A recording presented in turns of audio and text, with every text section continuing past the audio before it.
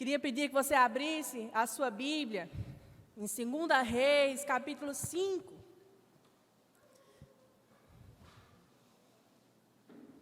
Antes da gente fazer essa leitura, vamos estar orando e entregando esse momento ao Senhor. Pai, em nome de Jesus, Senhor, nós te louvamos e te agradecemos por esse dia, Pai. Te agradecemos pela oportunidade que temos de aprender e desfrutar da Tua palavra, de poder estar na Tua presença, de te adorar, Senhor. Entregamos esse momento para que nós possamos estar com o coração aberto, com a mente aberta, com os ouvidos abertos, para poder crescer, Senhor, em estatura e em graça diante de Ti, Pai, e poder abençoar vidas e sermos também abençoados. Para que nós possamos mudar, Senhor, e também mudar onde estamos. E que assim o Teu nome seja louvado, exaltado, engrandecido, em nome de Jesus. Amém. Naamã, comandante do exército do rei da Síria, era grande homem diante do seu senhor e de muito conceito, porque por ele o Senhor dera vitória à Síria. Ele era herói da guerra, porém leproso. Saíram tropas da Síria e da terra de Israel levavam cativa uma menina que ficou ao serviço da mulher de Naamã. Disse ela à sua senhora: tomara o meu senhor estivesse diante do profeta que está em Samaria, ele o restauraria da sua lepra. Então foi Naamã e disse ao seu senhor: assim e falou a jovem que é da terra de Israel. Respondeu o rei da Síria: vai e anda, enviarei uma carta ao rei de Israel. Ele partiu e levou consigo 10 talentos de prata, 6.000 siclos de ouro, 10 vestes festivas. Levou também ao rei de Israel a carta que dizia: logo em chegando a ti esta carta, saberás que eu te enviei Naamã, meu servo, para que o cures da sua lepra. Tendo lido o rei de Israel a carta, rasgou as suas vestes e disse: acaso sou eu Deus, com poder de tirar a vida ou de dá-la, para que este envie a mim um homem, para eu curá-lo de sua lepra? Notai, pois, e vede que procura um pretexto para romper comigo. Ouvindo, porém, Eliseu, o homem de Deus, que o rei de Israel rasgara as suas vestes, mandou dizer ao rei: por que rasgaste as suas vestes? Deixa-o vir a mim, e saberá que há profeta em Israel. Veio, pois, Naamã com seus cavalos e os seus carros e parou à porta da casa de Eliseu.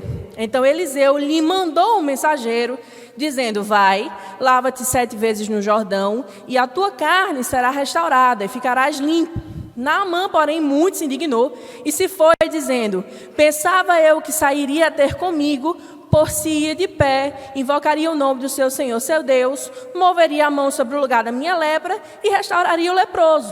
Não são, porventura, Abana e Farfá, rios de Damasco, melhores do que as águas de Israel? Não poderia eu lavar-me neles e ficar limpo? E voltou-se e foi com indignação. Então chegaram a ele os seus oficiais e lhe disseram: meu pai, se te houvesse dito o profeta alguma coisa difícil, acaso não a farias? Quanto mais já que apenas te disse: lava-te e ficarás limpo. Então desceu e mergulhou no Jordão 7 vezes, consoante a palavra do homem de Deus, e a sua carne se tornou como a carne de uma criança, e ficou limpo. Voltou ao homem de Deus, ele e toda a sua comitiva, veio e pôs-se diante dele e disse: eis que agora reconheço que em toda a terra não há Deus, senão em Israel. Agora, pois, te peço, aceites um presente do teu servo. Porém ele disse: tão certo como vive o Senhor, em cuja presença estou, não aceitarei. Instou com ele para que o aceitasse, mas ele recusou. Disse Naamã: se não queres, peço-te que ao teu servo seja dado levar uma carga de terra de 2 mulos, porque nunca mais oferará este teu servo holocausto nem sacrifício a outros deuses, senão ao Senhor. Nisto perdoe o Senhor a teu servo, quando o meu senhor entra na casa de Rimom para ali adorar. E ele se encosta na minha mão, e eu também me tenho que encurvar na casa de Rimom.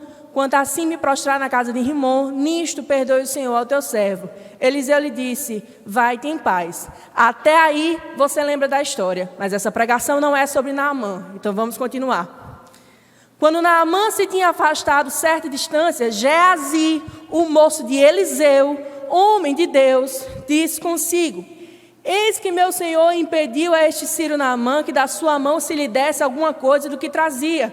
Porém, tão certo como vive o Senhor, hei de correr atrás dele e receberei dele alguma coisa. Então foi Geazi ao alcance de Naamã. Naamã, vendo que corria atrás dele, saltou do carro e ao encontrá-lo perguntou: vai tudo bem? E ele respondeu: tudo vai bem, meu senhor. Meu senhor me mandou dizer: eis que agora mesmo vieram a mim 2 jovens dentre os discípulos dos profetas da região montanhosa de Efraim. Dá-lhes, pois, 1 talento de prata e 2 vestes festivas. Disse Naamã: ser servido, tomar 2 talentos. Instou com ele e amarrou 2 talentos de prata em 2 sacos e 2 vestes festivas, pô-los sobre 2 dos seus moços, os quais levaram adiante dele. Tendo ele chegado ao outeiro, tomou-os das suas mãos e os depositou na casa e despediu aqueles homens que se foram. Ele, porém, entrou e se pôs diante do seu senhor. Perguntou-lhe Eliseu: de onde vem Geazi? Respondeu ele: teu servo não foi a parte alguma. Porém ele lhe disse: porventura não fui contigo em espírito quando aquele homem voltou do seu carro a encontrar-te? Era isto a ocasião para tomares prata e tomares vestes, olivais, vinhas, ovelhas, bois, servos e servas. Portanto, a lepra de Naamã se pegará a ti e a tua descendência para sempre. Então saiu de diante dele leproso, branco como a neve. É para dizer misericórdia mesmo. Porque a gente escuta muito falar sobre Naamã, sobre o quanto Naamã era orgulhoso, que Naamã não queria se limpar nos rios. Só que Naamã não era crente. A gente precisa traçar uma linha no que o mundo faz de errado e no que a igreja faz de errado. Porque o mundo não tem a obrigação de seguir as leis do Senhor, porque não acredita.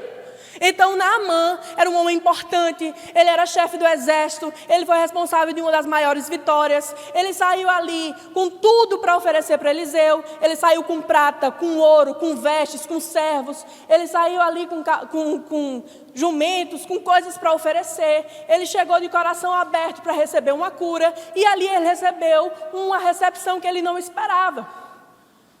Eliseu sequer foi falar com ele. Eliseu estava tentando ensinar para Naamã humildade. E Naamã, a princípio, disse que não vai, mas é convencido pelos seus servos e vai se banhar no rio. Naamã não estava entendendo porque Naamã não seguia a Deus. Como ele mesmo fala, no lugar onde ele estava, onde ele vivia, se adorava a Rimon, um deus pagão.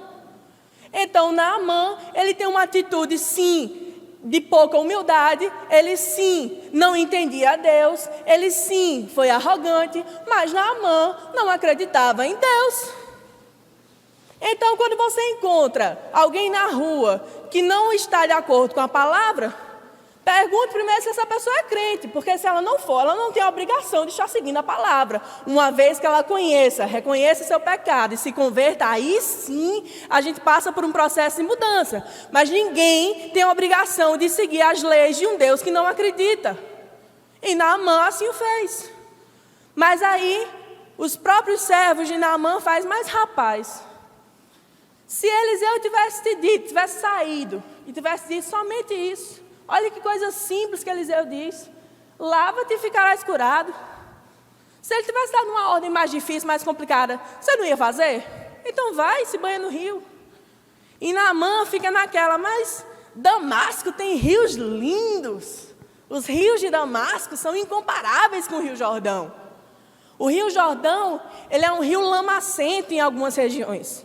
Ele é um rio barroso em algumas regiões. Então, os rios de Damasco eram rios de águas cristalinas. Então, se é para ficar limpo em algum lugar, que eu ficasse limpo em Damasco. Ele não mandou um mensageiro até mim, mandasse um mensageiro para dizer para eu me banhar lá. E aí chega a palavra que toca o coração de Naamã e faz: rapaz, é só 7 mergulhos. E Naamã vai, mergulha 7 vezes e fica curado. Mas Geazi é o problema aqui nesse texto. Eu vejo o problema de Naamã. Naamã era um homem prepotente e poderoso. Mas como Naamã, a gente está acostumado a ver vários. E se não é crente, que obrigação tem? Mas Geazi era aprendiz de Eliseu. 3 capítulos antes, vocês vão ver a ascensão de Elias aos céus. E vocês vão ter noção do comparativo entre Geazi e Eliseu, porque Eliseu era aprendiz de Elias. Então, no dia que Elias soube, hoje eu vou para o céu, Eliseu não saiu do lado dele por nada. Elias dizia, fica aqui no Rio Jordão que eu vou ali. Ele dizia, não, do seu lado eu não saio. Mas fica aqui orando que eu vou ali. Não, não saio. Eliseu olhou para Elias e disse, eu só te peço uma coisa, dá-me porção dobrada do teu espírito. E Elias responde, rapaz, isso é um negócio difícil de se pedir. Não depende de mim. Se você vir o momento que eu estou ascendendo aos céus, então você vai receber a porção dobrada. E Eliseu não saiu do lado. Eliseu estava casado ali, com o propósito de Elias. Eliseu não esqueceu em nenhum momento as promessas. Ele estava ansioso, ele estava faminto da porção de Elias. Então ele não abriu mão de nada. E não saindo do lado de Elias, quando Elias sobe numa carruagem de fogo, ali estava Eliseu olhando. A capa de Elias cai, Eliseu pega, e do mesmo jeito que a capa de Elias abriu o rio para se passar a seco, também na mão de Eliseu abriu o rio e ele atravessou a pé enxuto. Então Eliseu foi aprendiz de Elias, aprendeu, cresceu, recebeu a porção, ele estava no mesmo propósito.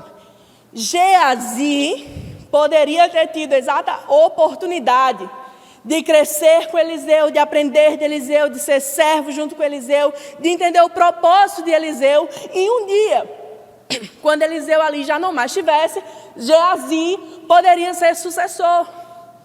Porém, Geazi se intrometeu. E eu quero que você diga não para o irmão que está ao lado, mas para você mesmo. Não se meta. Não, diga mais forte, não se meta. Porque Geazi viu aquele a quem ele estava aprendendo, aquele que era o seu tutor, e não entendeu o porquê que Eliseu não aceitou dinheiro e vestes. Mas ele não só não entendeu, ele ficou num canto assim, mas rapaz, perdeu a oportunidade. Não é todo dia que chega aqui um sujeito com prata, com ouro, com veste, com servo, com cavalo. E o bicho deixou passar. E isso ficou no coração de Geazi e cresceu no coração de Geazi. Geazi não só pensou, como agiu no seu pensamento. Vai atrás de Naamã e ainda mente. Diz, olha, chegaram ali 2 profetas. E aí, como chegou mais gente, a gente queria saber se não dava para o senhor dar um talento de prata e umas vestes.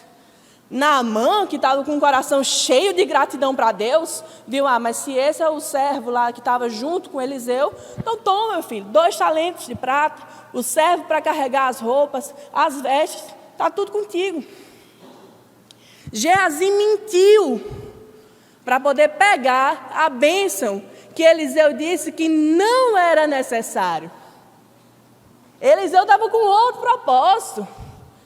Quando Eliseu assume aí o BO de curar Naamã, ele não diz, é para que a Síria dê dinheiro a Israel. Ele não diz, é para humilhar a Síria. Ele diz, é para que ele saiba que ainda existe profeta em Israel. O propósito de Eliseu era provar que ainda existia profeta em Israel. Para mostrar que Deus ainda opera milagres. Ele não estava interessado em prata, em ouro, em dinheiro. Então, quando veio Naamã, ele fez, meu filho, se lave. Mande dizer que ele se lave e pode ir, não precisa deixar nada. Mais na frente, no Novo Testamento, a gente poderia usar a mesma frase, que é de graça recebi, de graça eu dou. Não precisa deixar nada, mas Geazi não aceitou. Geazi vai em mente para receber algo que não lhe era devido, em nome do Senhor. E é nesse momento que a gente precisa entender realmente no que essa palavra está querendo falar para os nossos corações. Porque sobre Naamã a gente prega para o mundo, mas para a igreja a gente prega sobre Geazi. Porque o mundo precisa saber que ainda há profeta, mas a gente já sabe. A gente já sabe, a gente aprende de profeta, a gente convive com profeta, a gente está na adoração, a gente está ali no estudo da palavra, a gente está vendo milagre, a gente está vendo tudo isso. No capítulo anterior, Geazi teve a oportunidade de ver uma mulher recebendo uma grande bênção. Essa mulher estava ali, viúva, sem ter condições de se sustentar, e viu o milagre acontecer diante dela. Geazi esteve vendo testemunhos, esteve vendo milagres, mas ainda assim não entendia o propósito. Para a igreja, a gente prega sobre Geazi. Geazi se meteu. E a primeira lição da gente é: quando você não entender seus líderes, não se meta. Não se meta. Porque Geazi poderia ter tido uma atitude diferente. Ele poderia ter chegado para Eliseu e fazer: Eliseu, mas por quê? Eu não entendi. E Eliseu ia explicar. Quantas e quantas vezes Jesus explicou as mesmas coisas para os discípulos?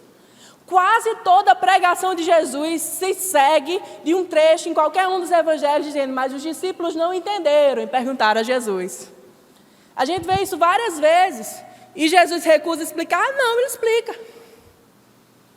Mas Geazi não agiu assim. Ele se meteu. E ele foi lá achando que sabia mais do que aquele que era o seu tutor, do que aquele que era o seu mestre. Ele sabia mais, e ele vai para tirar proveito disso. A gente precisa estudar a palavra sobre Geazi, porque às vezes, para não dizer frequentemente, o que escandaliza o mundo a respeito do comportamento da igreja é porque nós agimos como Geazi. Faz mais ou menos 50 anos que a teologia da prosperidade é aquilo pelo qual crentes são conhecidos. E se você sair perguntando na rua a opinião de uma pessoa que não tem religião sobre a igreja evangélica, eles vão falar que são um bando de gente que só quer saber de dinheiro. A gente precisa entender a nossa história para entender como foi que a gente chegou até aqui. Porque esse foi um dos motivos que a princípio fez com que a igreja rompesse com a igreja católica e tivesse uma reforma protestante. Porque se viu há 500 anos atrás uma igreja católica que vendia espaço no céu.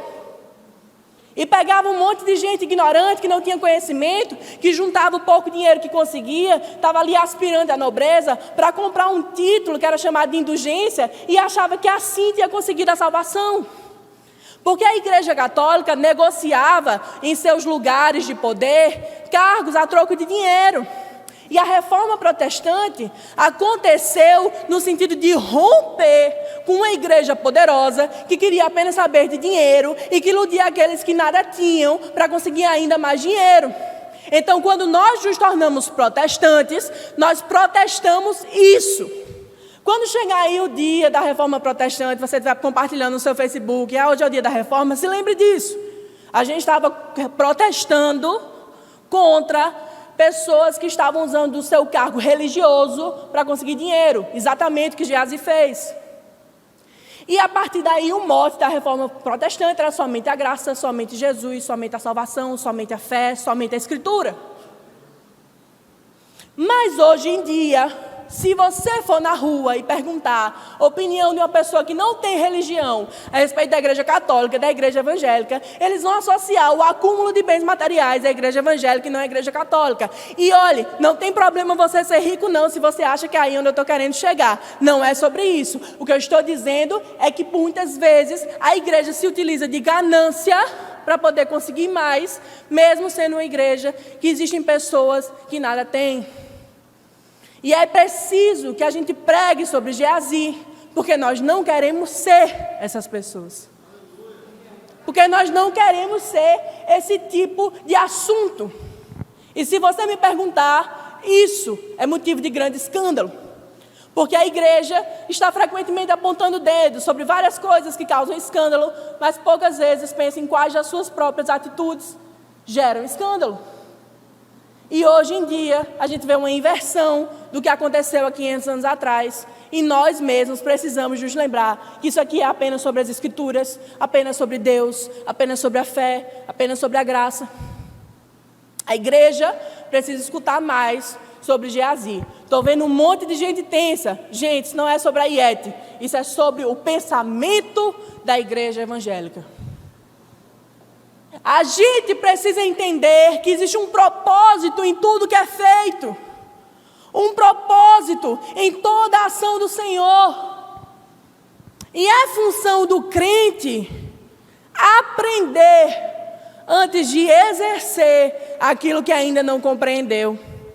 Muita gente acaba de se converter e acha que já é capaz de fazer absolutamente tudo. É do 0 a 100 estourado, meu amigo. O sujeito acha que já pode cantar, pregar, estar em todas as reuniões de missões, absolutamente tudo de uma vez. Essa pessoa é capaz de fazer tudo de uma vez. Ele é capaz de estar em qualquer cargo da igreja e ele sabe todas as coisas. Frequentemente se encontra bastante frustrado porque não encontra em seus líderes aquilo que ele achou inicialmente que iria encontrar. Porque antes de a gente fazer qualquer coisa aqui, existem 2 pessoas na igreja que estão em oração para saber cada passo que vai ser dado. Muitos de vocês não estão em grupos de obreiros para saber que os pastores da nossa igreja, eles estão 3:30 da manhã, terminando o momento, o período de oração por cada um de vocês. Por cada um de nós. E é muito fácil simplesmente pensar, se eu estivesse ali, eu faria diferente. Se eu estivesse ali, eu não tomaria essa decisão. Se eu estivesse ali, eu teria feito assim e não assado. Isso é muito fácil de fazer. Porque não é a gente que está na liderança. Não é a gente que está responsável por centenas de pessoas. Não é a gente que está responsável por cuidar da vida espiritual de todo mundo. Você já tomou conta da sua própria vida espiritual? É muito difícil. Imagine cuidar de centenas. Então, Geazi, ele em nenhum momento pensa em Eliseu, nem sequer pensa sobre o propósito de Deus. Ele só olha e fez, mas rapaz, perdi dinheiro. Perdi a chance. E ainda faz um sujeito que acabou de reconhecer que Deus é Senhor, ser enganado. Porque Naamã saiu deslumbrado de Israel. Naamã estava feliz demais. Ele era leproso. Hoje em dia a lepra é facilmente tratada, mas naquela época não, era um negócio terrível. O pessoal pegava caco para poder se limpar, era terrível, não tinha nenhum tipo de tratamento médico. E Naamã, ele recebe ali um milagre, e ele sai assim, olha, Eliseu, eu vou pedir desde já perdão, porque na minha terra se adora esse Deus Rimon, e eu quero pedir perdão. Cada vez que eu tiver que entrar no templo dele, que eu tenho que entrar, porque eu sou ali do comando do exército, eu vou ter que entrar, mas eu entro já sabendo que ele não é Deus. Eu estou pedindo desde já perdão. Naamã sai fascinado por Deus. E em seguida do milagre de Naamã é feito de besta. Imediatamente Naamã é feito de besta. Por alguém que está tentando adquirir vantagem. Que está tentando receber algo. E esse, muitas vezes, é o motivo pelo qual pessoas recém-convertidas imediatamente se decepcionam com igrejas. Porque não dá nem tempo de você se fascinar, não dá nem tempo de você se encantar. Já vem um negócio desse, você já se decepciona. Pergunte, faça uma enquete aí com pessoas que se afastaram da igreja e pergunte se é por conta de Deus. A maior parte delas vai dizer que não, foi por conta de pessoas. Pessoas, gente afastou pessoas da igreja. Gente fez coisa errada, gente incomodou, gente machucou, gente magoou, gente falou mal, gente usou, gente manipulou. E isso afasta pessoas da igreja. Nós precisamos entender as coisas espirituais pela perspectiva de Eliseu. Ora, se Geazi tivesse estado ali na brecha, tivesse continuado aprendendo a palavra, tivesse estado do lado de Eliseu, tivesse entendido o propósito, tivesse crido, se mantido firme, depois de Eliseu, o profeta de Israel seria Geazi. Assim estava funcionando a sucessão entre profeta e um mentorado. O profeta e o discípulo. Funcionava assim. Você olha aí para os seus líderes e sabe que um dia você quer ser como eles. Essas crianças estão na salinha e muitas delas chegam em casa e dizem assim, quando eu quero crescer, eu quero ser como tia fulana. Eu quero ser como tio. Eu quero ser daquele jeito. Muitas chegam em casa, organizam aí os bichinhos, as bonecas e ensina para elas. Eu fui uma dessas crianças, eu não gostava de ficar na salinha, mas eu ficava no templo. Eu repetia as pregações que eu ouvia para os meus bonecos. Manhã, antes de dormir, eu olhava para eles e o que é isso? Eu disse, estou pregando. E o que eu lembrava, eu estava pregando. Essas crianças, elas olham para aí e um dia podem ser elas. Não à toa, se você tem um pouco de memória, você vai ver que 2 das coreografias dançadas aqui nessa noite já foram dançadas pelos ministérios anteriores. A coreografia dos meninos e das meninas já foi apresentada pelo Ministério de Dança antes. E hoje em dia a gente vê a transição de crianças tomando esse espaço. Daqui a poucos anos vão ser essas crianças que vão estar ensinando para as próximas gerações. A sucessão de liderança é desse jeito. Você vai aprendendo e de repente você é capaz de ensinar. Você está ali na escola bíblica e vê um professor bom lhe ensinando, um professor que está ali na unção, que está no propósito, e se aquilo tocar no seu coração, você pensa, um dia quero ser eu ensinando a palavra. E você vai aprendendo dos seus líderes, se inspirando nos seus líderes, e eventualmente você pode se tornar líder também. Foi isso que aconteceu com Eliseu. Geazi não. Geazi não fazia ideia do propósito do Senhor. Então ele faz um questionamento. Você entende o propósito de Deus através dessa igreja? Você entende porque todos os anos se coloca um mote aqui, um lema que vai guiar todo ano?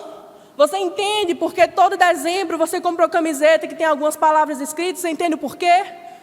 Você entende o propósito de algumas reuniões de oração? Você entende o propósito de você ter que estudar? Você entende o propósito através da palavra? Você está entendendo o que está acontecendo aqui? Você entende o porquê Deus fala através dessa igreja do jeito que fala?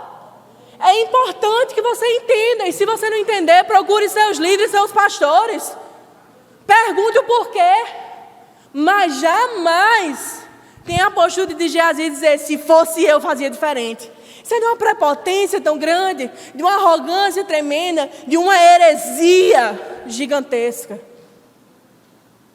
Porque renega toda a bênção que está sendo transmitida naquele lugar de oração, naquele lugar de bênção, naquele lugar de profecia.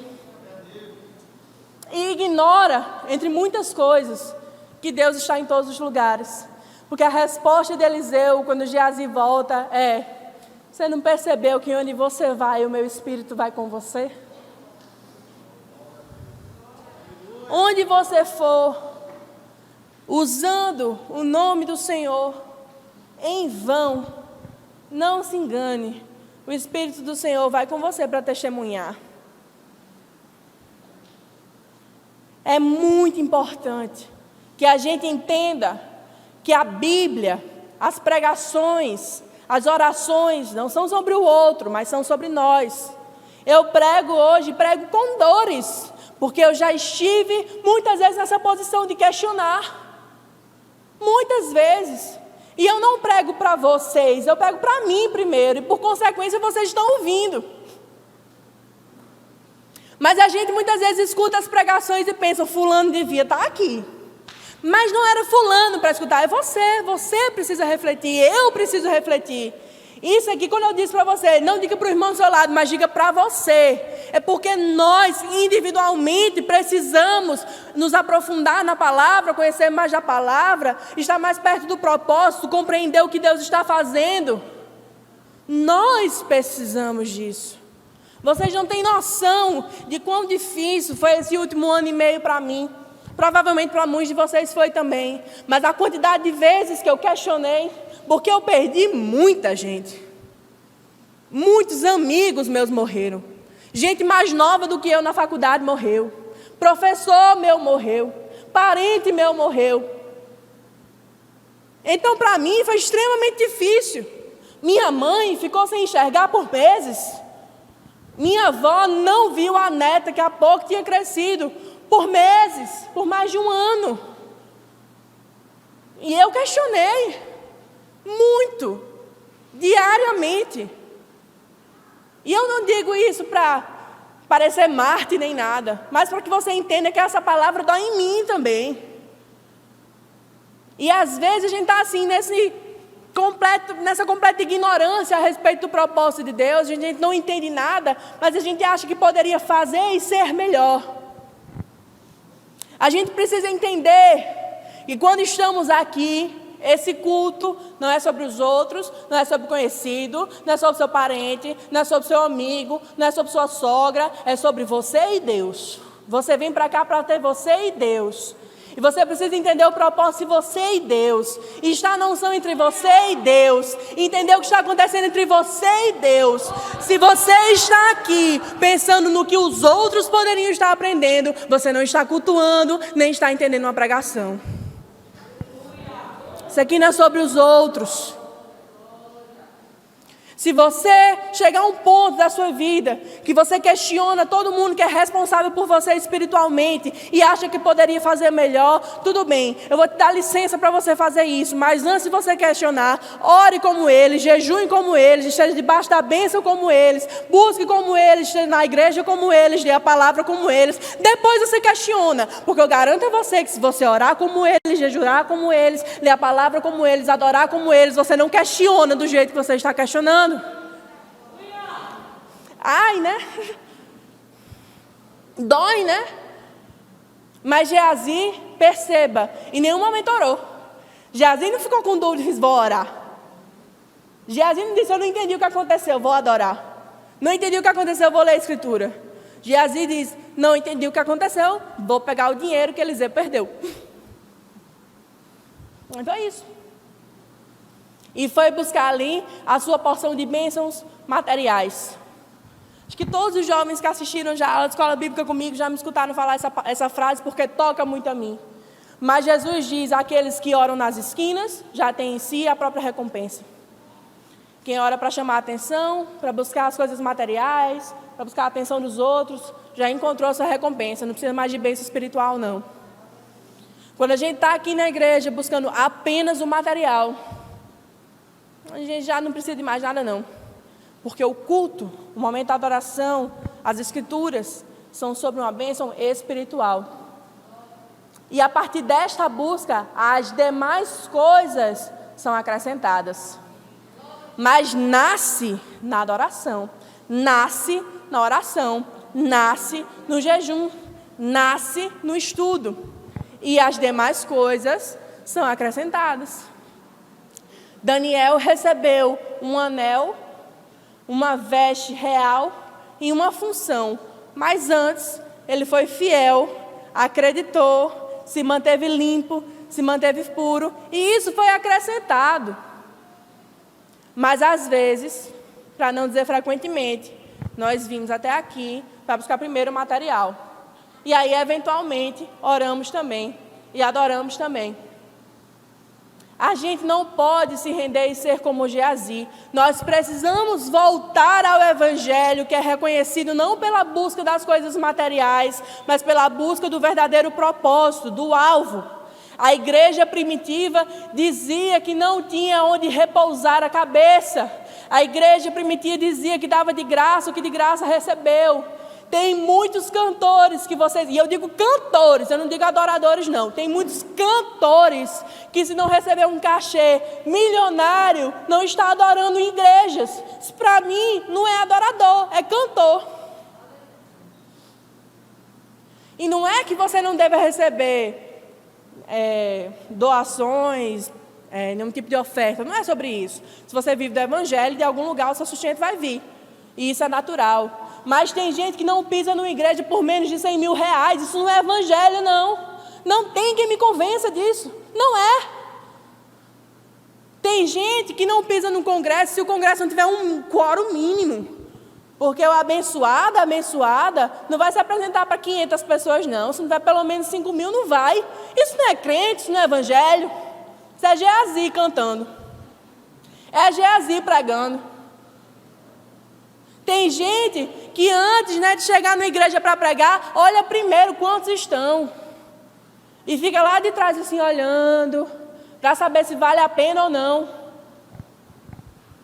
Eu já preguei em culto de jovens com 7 jovens. E eu preguei para esses 7 jovens como se tivesse 700 jovens. Porque se Deus me botou para falar com 7 jovens, eram esses 7 jovens que precisavam escutar essa palavra. E quem sou eu para questionar? Tem gente que não sai do altar e faz teatro no altar, enquanto não vê que tem mais gente se convertendo, que é para poder chegar na próxima igreja e dizer: ai, sabe quantos eu converti? Só que o evangelho não é propaganda. Tenha cuidado, isso são almas, são vidas. Pessoas são restauradas aqui. A gente tem que ter cuidado com o momento de cada um, com o tempo de cada um. Às vezes você prega no culto, ninguém se converte, mas nasceu uma semente ali, aquela pessoa fica curiosa. Demora 5, 6 meses para se converter, mas está ali o tempo todo. Vai mais para a igreja do que aqueles que já se converteram, que se converteu e sumiu. Mas a igreja vem sido tomada por Geazis, pessoas gananciosas, buscando fazer o próprio nome, buscar ser cada vez mais famoso, cada vez mais rico, cada vez mais popular, estar no máximo de congressos que pode, ganhar o máximo de ofertas que pode, mas não sabe qual é o propósito de Deus. Não sabe o que é que Deus está falando e fazendo. Geazi não fazia ideia que Naamã naquele momento precisava entender que apesar de ser um homem poderoso e forte, apesar de ser um general de guerra astuto, apesar de ter sido responsável pela vitória da Síria, ele precisava aprender a se banhar num rio que no momento estava cheio de lama 7 vezes para se purificar. Geazi não entendeu isso. Ele não viu o deslumbre que é você ver alguém tão poderoso se humilhando tanto a um Deus que nem é o seu. Isso é de arrepiar. Isso é de surpreender. Geazi, ele simplesmente não entendeu. Por que a gente não ganhou dinheiro com isso? Por que a gente está fazendo isso de graça, hein? Por que está sendo desse jeito? Porque a gente é besta, hein? A gente é meio trouxa, eu acho. Acho que a gente é meio trouxa. O bicho chega com roupa, com prato. Por que não? Geazi não entendeu. E eu incentivo cada um de nós a nos perguntar: estamos entendendo o propósito? Estamos entendendo por que é assim? E se não, antes de você tomar qualquer tipo de ação, antes de você fazer qualquer coisa, antes de você ir atrás de Naamã, atrás de carroça de prata, antes de você ir atrás de moeda de ouro, antes de você ir de veste festiva, antes de você ir atrás da bênção que nem era para ser sua, antes ore, antes busque. É o que eu tenho me dito diariamente. Tem muita coisa que eu não estou entendendo. Mas antes dessa hora, antes dessa busca, antes entende. Não faça nada enquanto você não estiver entendendo. Não faça nada enquanto você não entender o propósito. Como diria lá Moisés: eu não quero sair daqui se a nuvem do Senhor não estiver comigo. Eu não quero me mexer, eu não quero sair do lugar. Se não for na presença de Deus, eu não estou afim, eu não quero saber. Se você estiver num momento de conflito, de dúvida, não se mexa. Diga para você: não se mexa, não se mova, não saia do lugar, enquanto você não entender o propósito. Para você não agir feito Geazi e buscar em lugares que não vêm do Senhor aquilo que Deus não te prometeu. Se você entendeu essa palavra, diga glória a Deus. E que o Senhor abençoe a sua semana. Louvado seja o nome do Senhor.